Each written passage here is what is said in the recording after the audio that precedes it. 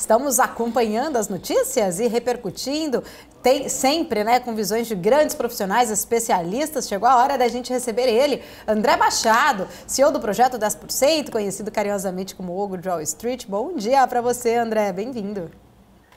Bom dia, galera. Bom dia, Paula. Bom dia, Débora. Primeiramente, feliz Dia das Mulheres para vocês. Obrigada. É muito bom ver duas mulheres super inteligentes diariamente aqui na BMC, fazendo companhia para a gente nesse mercado que é um campo de batalha, né? Onde a gente vê sangue jorrando por todos os lados. Então, ver o sorriso e a simpatia de vocês todos os dias torna o nosso dia a dia bem mais agradável, bem mais fácil, né, de sobreviver. Queria aproveitar... Acho que você trouxe um ponto importante, viu? Você falou o mercado jorra sangue.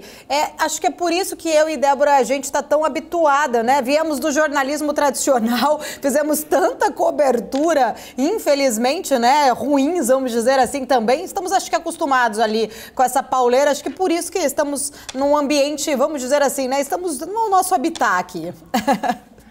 Vocês saíram das ruas onde os traficantes, os assaltantes matavam literalmente e vieram para um outro meio, onde as mortes acontecem de uma maneira diferente, né? Porque é o que a gente vê aí no dia a dia, as pessoas sem conhecimento, literalmente não morrendo, né? Mas entregando, às vezes, o patrimônio de uma vida inteira que... Para quem já esteve no buraco, como eu já estive mais de uma vez, é uma sensação quase igual de estar morto, né? Porque você às vezes não vê a luz no fim do túnel, quando você perde todo o patrimônio de uma vida, tudo que você construiu, por ganância, por ignorância. Então, mais uma vez, parabéns aí, o trabalho de vocês é primeira necessidade no nosso mercado, né? Um trabalho não só de trazer informação de ponta, mas também trazer conhecimento, trazer várias pessoas do mercado para darem seu ponto de vista. E, bom, eu queria aproveitar até agradecer você ter feito a pergunta para o James ontem sobre Fibonacci. Ontem não, anteontem. Segunda. Porque uma das coisas que eu mais leio, inclusive muitas vezes aqui no chat da BMC, a galera comentando, isso não funciona, isso é astrologia, isso é mito, né? E por mais que eu venha há 20 anos mostrando os alvos de Fibo, inclusive aqui na BMC, eu faço isso diariamente no Morning Call, mas com vocês, como é um programa semanal, né? Já tem, acho que quase 2 anos, acaba dando um espaço para os movimentos acontecerem. E fica tudo registrado aqui na história, né, do programa, os alvos sendo atingidos. Eu acho que não sei se você vai lembrar, eu falando do alvo que foi o topo histórico do Ibovespa em 131 mil pontos em 8 de junho, e que eu tinha traçado em março esse alvo, né? 3 meses depois, inclusive no dia, mercado bombando, vai para 150 mil. Eu falei, olha, hoje é o último alvo, pode ser, dependendo do padrão que ficar, começa a correção e pode ir até 100 mil pontos. Foi lá nos 100 mil pontos. Mas, apesar de todos esses acertos, o pessoal fala que não funciona, que é astrologia, que é mito, sei lá. Então, ter ouvido o James fazendo uma defesa do Fibonacci, afirmando publicamente que ele utiliza um gestor do naipe dele, do gabarito dele, foi muito bom, porque eu ouço muito isso, né, que mercado institucional, e até parece que institucional usa essas coisas, até parece, né, é uma arrogância dos ignorantes que não conhecem análise técnica, que não conhecem Fibo, de lacrarem isso em rede social, que chega a embrulhar o estômago, né? Você que está usando isso há 20 anos com sucesso e compartilhando isso. Então, foi sensacional a live com o James. Gostei pra caramba. Inclusive, fiz um short, publiquei no meu canal, como outros shorts que eu pego de vocês. Muito legal. E vamos lá, vamos falar de mercado. Vamos lá. Boa, foi muito, né, a resposta ali do James muito boa em relação a isso. André, falando aí, né, a gente falou agora há pouco, o mercado sempre aí de olho em todas as movimentações, discurso duro ontem, né, vamos dizer assim, de Jerome Powell contra a inflação, deve manter aí, de repente, né, a gente viu hoje o discurso muito esperado que seja igual, né, ele vai falar também na Câmara, mas eu queria entender a sua visão, né, a gente vê ali uma tendência, inclusive, de fortalecimento do dólar por conta destas falas, afetando bastante os ativos de risco, mas minha pergunta, né, para você é o seguinte, você acha que o fluxo global, por exemplo, de investidores, de investimentos no exterior, de uma forma em geral, eles devem acabar desviando do Brasil? Isso deixaria a nossa Bolsa Brasileira se arrastando ali por um tempo até maior do que se previa, né, de se esperava, inclusive? Com toda certeza. Isso, inclusive, é algo que eu venho comentando contigo desde o ano passado, né? Antes mesmo de começar as altas de juros do Fed, pelo Powell, né? Eu já falava que não tem como a gente corrigir, né, a inflação se não for através de uma política recessiva. É que isso, às vezes, quando a gente fala isso, qualquer pessoa do mercado fala isso, né? Parece que a gente está torcendo por isso, e não é, são fatos. Isso acontece há séculos, não é nem há décadas, há séculos, né? Todos os ciclos de inflação, sejam bolhas especulativas ou não, mas muitas vezes períodos de expansão criam bolhas especulativas, né?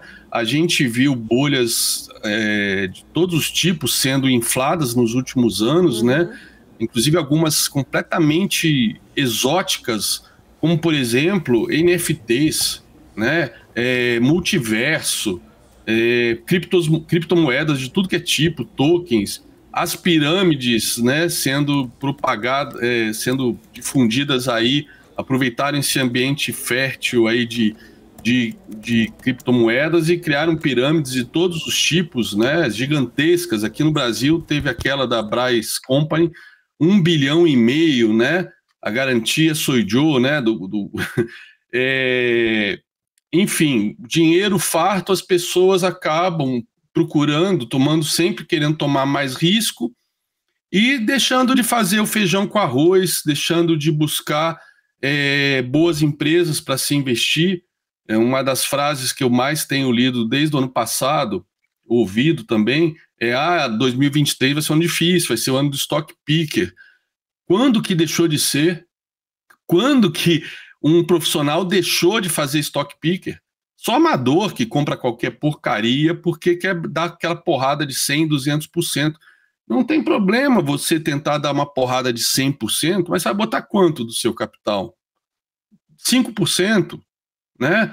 Se você der uma porrada de 100%, aquele capital, né, dobrou de valor, então você aumentou 5% do seu PL, tá lindo, né? Mas você arrisca aí perder 1%, 2% do seu PL se aquela porrada, né, que você esperava dar cair 10%, aí você encerra, perdeu, né, 10% de 5%, perdeu 0,5% do seu capital, acabou. Mas o pessoal faz all-in, quer fazer 100% do todo, do PL, né, a picaretagem correndo solta aí nos Instagram da vida, nos YouTubes da vida, prometendo isso. Até agora já tem gente surfando a onda do ChatGPT para vender alguma coisa do tipo, fiz 70.000% usando o ChatGPT, eu já vi isso. Ou seja, enfim, voltando à questão do Powell,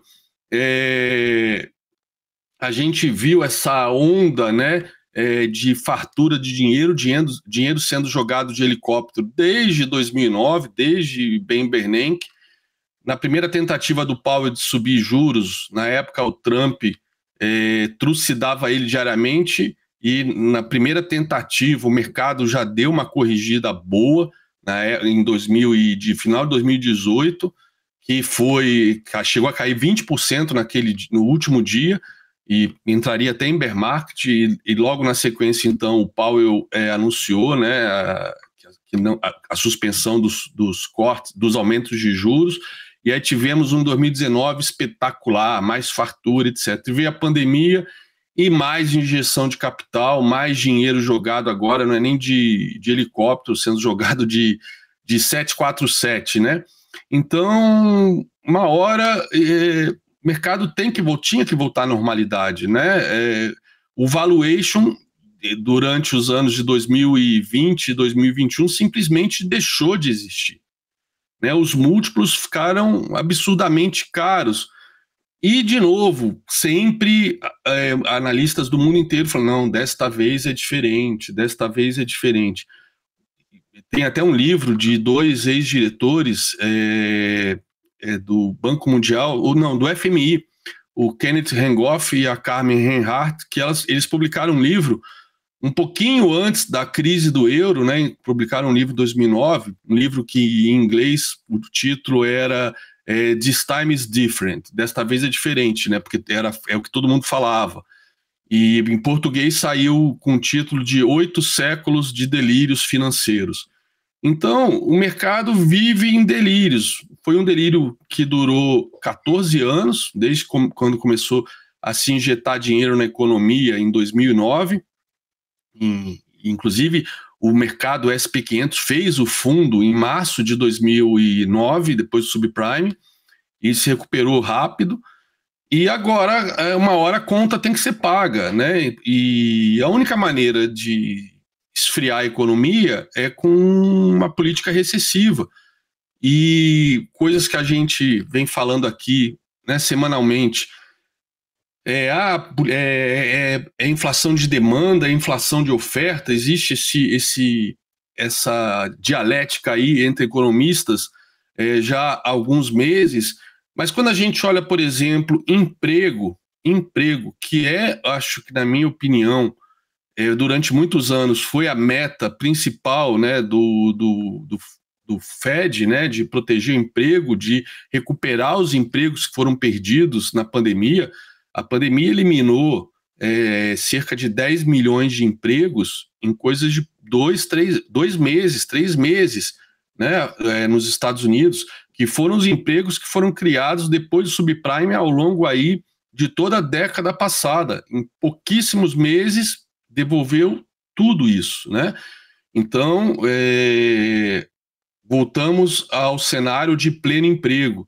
Eu já comentei aqui ano passado já, né, que havia casos específicos, né, que são bem pontuais, que você vê que em termos de qualificação, produtividade, etc., não tem nada, né, que era, por exemplo, o salário de um atendente do McDonald's nos Estados Unidos, que dobrou de valor, teve uma alta de 100%. Então, quando se entra na discussão, mas é de oferta, de demanda, são os produtos, ok, mas tem um aspecto que é muito mais lento, muito mais demorado, que é o aspecto que causa uma inflação, que tem um peso grande na inflação americana, que é o custo de serviços, né? Ou seja, o custo da mão de obra. Isso é o que demora mais para chegar a uma política recessiva ou restritiva, né? E os ciclos econômicos são assim: expansão, retração, sempre foi, sempre vai ser. É difícil num ciclo de expansão acertar na mosca e travar e falar, beleza, estamos no nosso melhor momento de emprego, moeda estável, vamos manter isso agora para sempre. Nunca ninguém conseguiu essa proeza, né? A gente consegue passar por um período de alguns anos, né, de estabilidade na moeda, né? Mas o mercado vai tomando risco, a sensação de estabilidade e de riqueza, né, até no mercado americano, das pessoas, por conta das ações, acaba levando a mais consumo, mais gastos, e, enfim, é um ciclo interminável. Então, quando se falava que o Fed vai buscar o soft landing, né, um pouso suave, ou seja, corrigir, derrubar a inflação sem causar recessão, eu comentei aqui, legal, prêmio Nobel, então, de economia para o Powell, porque vai ser a primeira vez que alguém vai conseguir fazer isso na história. Mas desta vez é diferente. Eu vi gente falando, desta vez é diferente, vai conseguir fazer um pouso suave, porque, não, sabe, mexe na taxa de longo prazo, né, encurta a dívida, enfim, uma série de teorias do que o Fed poderia fazer, mas no final das contas está aí, né? Os dados estão aí. Então, neste caso, o dinheiro, né, que está no nosso mercado, eu venho falando há meses, é dinheiro de motel. Fato é que ele fica concentrado em blue chips, né, nas blue chips por conta da liquidez para entrar e para sair, mas principalmente blue chips dolarizadas, né, que tem esse hedge embutido, né, esse hedge implícito que é petróleo, que é minério de ferro, então Vale, Petrobras, né, que apesar de todos os ruídos políticos, principalmente na Petrobras, que causaram aí uma queda de mais de 30% depois que o Lula ganhou, mas passou por uma correção, mas ainda está longe de recuperar o seu topo, né, na época dos dividendos recordes mundiais. Quando a gente olha minério de ferro na China, né, que eu mostrei semana passada que ele cravou os alvos de FIBO, cravou a última retração. Então tem tudo para corrigir e deixou, inclusive, nesse dia, esse padrão de venda horroroso. Vou até compartilhar aqui com vocês. O minério de ferro é super importante por conta de Vale, né? Cadê? Minério de ferro está aqui na China. Ó, minério de ferro aqui, inclusive eu comentei isso até ontem. Esse padrão aqui que ele vem testar, né, uma média móvel importantíssima como essa e não sobe, significa que ele está desenhando aqui muito provavelmente uma bandeira de baixa para continuar a cair, perder este fundo aqui. Né? E lembrando que essa última perna de queda da China, né, ele fez fundo em novembro, e aí a expectativa de encaminhamento aí do Xi Jinping, etc., e depois a abertura, né, da China, puxou o minério de ferro até aqui em cima, mas aqui no Brasil parece que todo mundo esquece, né, que a China é o principal parceiro comercial do Brasil, né, mas por conta das commodities. Mas o principal parceiro comercial da China é Estados Unidos, é Europa, União Europeia, e neste caso é uma recessão global, inflação sendo controlada, né, tentando ser controlada através de alta de juros. Isso vai causar impacto e grande na China.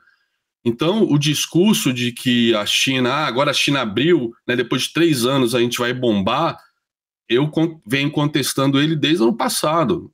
Não tem pé nem cabeça isso, porque a gente está olhando para o nosso umbigo, e, de novo, o que tem que... Eu faço isso há 20 anos, e posso não ser gestor de fundo, nem CNPI ou economista, mas isso está refletido no meu retorno.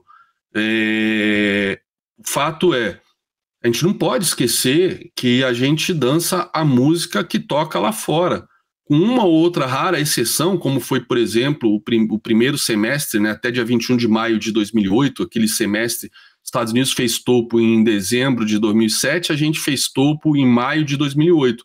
Mas nesse ínterim, nesses 5 meses, a gente recebeu 3 graus de investimento, né?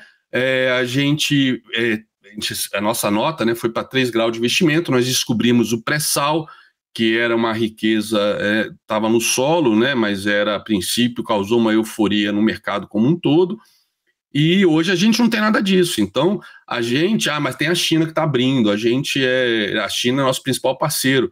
Ok, mas a gente está vendo as exportações da China, né, continuam caindo. Tem toda agora essa questão geopolítica da China com os Estados Unidos, né, que é algo que é difícil prever no curto prazo o que vai acontecer, mas de certa maneira já está afetando também o preço, né, no momento que Estados Unidos começa a proibir venda de chips para a China, impedir a venda de tecnologia de ponta para a China, etc. Isso vai impactar o desenvolvimento da China no longo prazo. Como que ela vai sair disso? Não sei. Por exemplo, a China, talvez antecipando isso, fez esse aumento enorme aí de investimento em defesa, né, 230 bilhões de dólares, que assustou ali os países asiáticos, Japão, Taiwan, Austrália, né, Austrália, no caso, Pacífico, que vai levar um maior fortalecimento justamente da união desses países, né, que já o Quadro, se eu não me engano, a união da Coreia do Sul com o Japão, né, deixando para trás os conflitos históricos aí da Segunda Guerra Mundial e de antes, para fazer frente à Coreia do Norte, que é um fantoche na mão da China. Então, eu não vejo a China sendo o salvador da pátria. Então, neste caso, mercados emergentes que teve um fluxo extremamente forte em janeiro, não foi só Brasil, foi mercados emergentes, né? Ah, mas o Brasil está numa condição melhor. Aonde está numa condição melhor? Eu não vejo o Brasil em condição melhor, coisa nenhuma. Eu não sei de onde tiram isso, que o Brasil está numa situação melhor que os outros países do mercado emergente. Só se estiver comparando Brasil com Paquistão, com outros países, né? Mas se for comparar a dependência dos mercados emergentes do mundo desenvolvido para venda de commodities, para financiamento de dívida, o juros subindo, é natural que o prêmio suba. Só que o prêmio tendo que subir, aí vem sempre a questão aí do risco fiscal, prêmio subindo, né, juros tendo que subir também para controlar a inflação. Nós somos muito mais frágeis em aumento de juros do que os países desenvolvidos, né?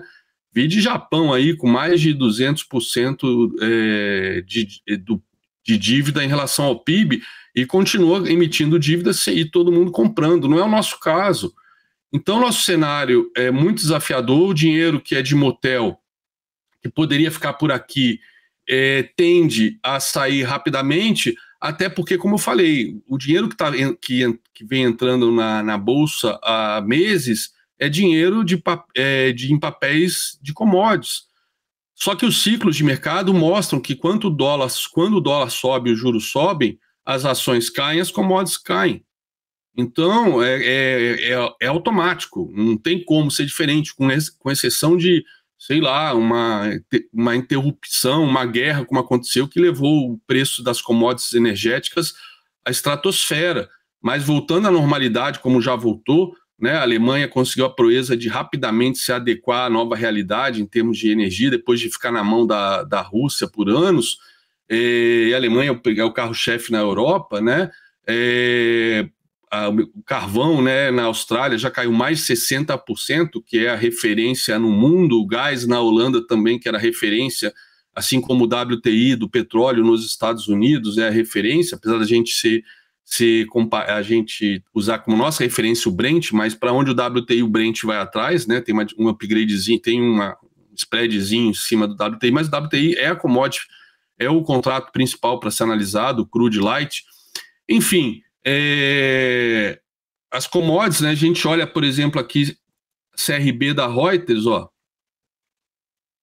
CRB da Reuters, um índice aí que tem 100 anos de vida, né, que representa todas as commodities, ó, tendência de baixa clara, olha aqui, média de 200 descendentes, tendência primária, média de 50 descendentes, tendência secundária, e aqui a média de 20 terciária, tá, mas ó, completamente flat aqui nesse período de consolidação, mas perdendo este fundo, a gente vem buscar aqui alvo aqui embaixo, né, então commodities como um todo, por mais que o petróleo venha tendo comportamentos separado, né? Aqui o dólar, né? O dólar em tendência de alta secundária, terciária e também primária aqui. Ele está embicado para cima, ele ficou flat nessa correção. E o dólar, que para mim, até por conta do nosso dólar, é o gráfico mais importante de todos, né? É esse estudo que eu mostro sempre para vocês. Ele fez o topo, né? O último topo dele foi lá antes do crash da internet, né? Onde fluiu dinheiro para caramba para os Estados Unidos para compra de ações, etc. Depois teve o crash das .com e aí de novo corta juros, etc. O dólar despenca, né? E nas altas de juros que a gente teve, por exemplo, em 2018 e agora, a gente sempre a gente nunca conseguia passar do 61,8, que é a retração que mais vezes segura o dólar para manter a tendência anterior. A gente rompeu essa retração de 20 anos. Rompemos, fizemos um pullback de livro, né, nos meses novembro, dezembro e janeiro, e aí fevereiro, ó, essa baita alta que segue subindo, né? Um padrão técnico aqui, inclusive a mínima, ó, foi na cabecinha do pivô, olha só, olha a precisão do Fibo. A mínima foi aqui na cabecinha do pivô, e aí foi lá cravar o segundo alvo. Então, provavelmente deve vir romper esse segundo alvo para ir buscar terceiro, né? E o do Tesouro Americano também, ó, essa perna de baixa, ele já cravou o terceiro alvo, né? E fez pullback aqui nesse topinho, e deve vir para romper esse patamar. A diferença dos yields de 2 anos para 10 já passou, depois de ontem, de 100 base points, ou seja, a curva mega invertida sinalizando recessão à vista. Então, aonde fica o dinheiro de motel? Ele vai para o mercado seguros, vai para a Bolsa para o Tesouro Americano, e a gente vai sofrer, até por conta da nossa dependência de commodities, que as commodities, como eu mostrei, a tendência é cair. A tendência é cair. Eu fico perguntando, né? Eu me pergunto diariamente, até para minha esposa, no dia eu estava conversando com ela, eu falei, não é possível que eu estou vendo isso tudo há meses e a gente fica vendo analistas da Faria Lima o tempo todo, pessoas do mercado financeiro, dizendo o contrário, né? Qual é o problema? É porque é sell side, então não pode falar a real? Pô, isso aí para mim tem um conflito ético gigantesco, né? Beira desonestidade intelectual, não falar às claras o que está na frente de todo mundo, como eu falo sempre aqui. Não sou mais inteligente, profeta, gênio, não sou nada disso, pelo contrário.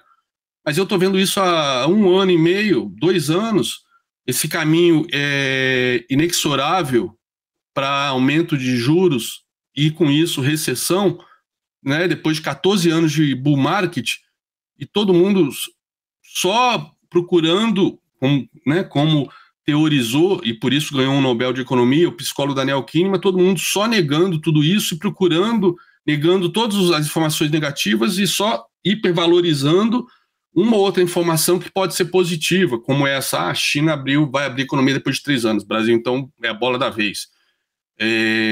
Desculpa, isso é negação, isso é negacionismo, né? E depois fica essa onda de pedido de desculpas, não, mas aconteceu isso, não, mas os Estados Unidos fez isso, não, mas aconteceu aquilo.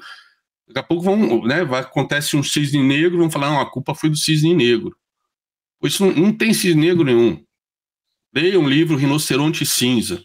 A maior parte dos cisnes negros que são definidos aí pelo mainstream não são cisnes negros, são rinoceronte cinza, como a própria guerra da Ucrânia ano passado, né, que a gente aqui também na BMC, eu falei, vai ter guerra, e não vai ser de uma semana, vai durar meses, né, e a Faria Lima negando, né, não, mas agora com as sanções a Rússia vai regar, não, agora com corte de gás a Europa vai congelar e a Europa então vai arregar. Em geopolítica não se trata de inverno, de commodities subindo, não se trata nada disso, se trata de sobrevivência da nação, tem toda uma história secular ali de conflitos entre países bálticos, Polônia, Ucrânia com a Rússia, né? E ali aquele miolo ali da Europa Central foi palco de guerras há mais de 1000 anos, tem sido palco de guerra, mais de 1000 anos, não, mais de 2000 anos, se a gente for falar ali da Alemanha, ali da época do Império Romano, né? Enfim, aquela região ali, aqueles do Rio Reno, depois o Elba, né? E depois vai para os outros rios que cruzam ali o leste europeu, né? Servindo de fronteiras naturais. Essas fronteiras foram fundamentais para definir a sobrevivência, definir as nações ao longo dos séculos. Por que agora ia ser diferente? Né? Vamos ceder, a Ucrânia perdeu 5 milhões de pessoas na década de 30 para o Stalin, que era inclusive ucraniano, para financiar a industrialização tardia da União Soviética. Você acha que isso está muito na mente agora, para ficarem lacrando que o Zelensky é um palhaço, o Zelensky é atlantista, é da OTAN, é fantoche dos Estados Unidos? Pergunta para os ucranianos que perderam, que tem isso ainda latente na memória, né? Então, é um negacionismo dos participantes do mercado profissionais que chega a ser, para mim, chega a ser surreal. Então, nada que eu estou vendo nos preços, nos gráficos, e aí tem toda a questão de Fibonacci, das retrações, aí confirmando, né, as resistências que impedem, que dão esses repiques. Na primeira retração já bate, já engasga e já retoma a queda. E aí, mais uma vez, o James falando aí a importância disso também nos seus estudos, nas suas análises. Aí eu junto o macro, junto as correlações intermarket entre esses 4 mercados, juros, moedas, commodities, ações, e para mim está tudo muito claro. Há 2 anos esse cenário, para mim, não é surpresa nenhuma.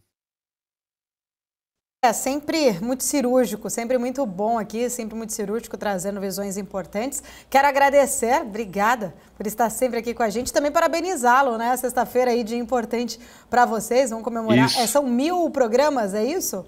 1000 programas, são quase 5 anos de Morning Call, e a Paula aceitou o convite de iluminar esse nosso programa, esse 1000º programa, até porque esse trabalho aqui na BMC há quase 2 anos acaba sendo um resumo semanal do que eu mostro lá diariamente, né? Então, por isso que eu pensei logo de primeira em trazer você como convidada, e você aceitou. Agradeço muito o prestígio, a honra de ter você no meu programa. E eu queria até aproveitar, se eu tiver só um minutinho, aproveitar que é o Dia das Mulheres, né? Eu acompanhei agora, por acaso, eu não sei qual é a lógica do YouTube quando me sugere vídeos, e me sugeriram um vídeo agora no sábado. Aí eu fiquei estudando, vendo esses vídeos no sábado, domingo, na segunda, a treta aí que tá rolando do cara do Campari, do clube do macho alfa, etc. E a gente estando no Dia das Mulheres, eu comentei até contigo lá no WhatsApp, eu sou do clube do macho ômega e faço questão de ser macho ômega, porque esse negócio de macho alfa é uma coisa tão bizarra, tão boçal, tão estúpida. E eu vi que agora os caras são coach, vendem curso para ser macho alfa. E aí você olha, um monte de barbudinho que, no final das contas, em termos morais, em termos internos, eles são imberbes, estão usando fralda, ainda por cima mijado. Parece que esses caras não têm mãe, não têm esposa, não têm irmã, porque do jeito que eles se referem às mulheres, é uma coisa tão bizarra. Ou seja, a culpa, o fracasso deles nos relacionamentos, tipo assim, se a culpa é minha, eu coloco quem quiser. Estão transferindo para as mulheres e fazendo esses ataques. Eu vi alguns vídeos, alguns podcasts de Red Pill. Bom, eu tô na fase do Blue Pill já tem algum tempo, né? Então não tomo Red Pill, eu tomo Blue Pill. Mas quem é novo que não precisa tomar Blue Pill, pelo amor de Deus, cara, para com esse negócio de Red Pill, cresça, valorize as mulheres. Se você quer ser valorizado pelas mulheres, em primeiro lugar, as valorize. Né? Até Jesus Cristo, Filho de Deus, veio à Terra através de uma mulher. Pelo amor de Deus, parem para pensar. E outra coisa, coach de relacionamento, coach de masculinidade. Cara, estão matando a palavra coach, a palavra mentor, a palavra professor. Estão jogando na latrina. Então, desculpa eu usar o teu espaço aqui, Paulo, mas como é o Dia das Mulheres, eu queria muito dar essa minha opinião de que o mundo está de perna para o ar, está de cabeça para baixo, é surreal. Eu já estava fora de rede social, estou quase agora apagando. Só não posso apagar o YouTube, senão não consigo te assistir. Né? Não, posso assistir pelo Profit, mas quando estiver na rua, não consigo te assistir. Se bem que tem também no Profit Mobile, né? Eu consigo assistir por ali. Mas aí eu não consigo falar com a galera, não consigo mandar uma mensagem para vocês, senão eu apagava meu YouTube agora, porque o que tá vindo de porcaria agora, gente, pelo amor de Deus, essa geração tá perdida. Vamos estudar mais, vamos ler mais, vamos parar de cair nessas asneiras de manual de Red Pill. Vamos valorizar as mulheres, e aquela que porventura te desprezar, bota na cabeça que de repente não tinha que ser, acabou, mas não terceiriza a culpa para outras pessoas. A culpa vai ser sempre nossa, sempre. Seja, já que tá na modinha também estoicismo, seja estoico, meu. E vamos parar de buchitagem aí nas redes sociais e parar de atacar e ofender as mulheres. Então fica aí minha mensagem aí para todas as mulheres de Feliz Dia das Mulheres. Você é ogro e eu sou ogra, né? A gente é de uma geração raiz, não Nutella, né? Vamos dizer assim. Exato. Como se diz muito, né? Mas quem sabe, né? Quem sabe. Dizem que é cíclico também, né? Depois de uma geração, quem sabe em breve, né? O mundo volta. Ou a normalidade de antes. André Machado, sempre um prazer. Estarei lá então sexta-feira. Conte comigo. Obrigada pelo convite mais uma vez. E aqui na nossa programação da semana que vem. Obrigada. Fechado. Um beijo para você, para a Débora, para a Isa e para todas as meninas aí do seu time do back-office e que acompanham aí a BMC diariamente, tá bom? Um beijo para todas vocês. Nos vemos semana que vem e eu te vejo lá no Morning Call sexta-feira. Combinado. Obrigada. Beijão. Valeu. Tchau, tchau.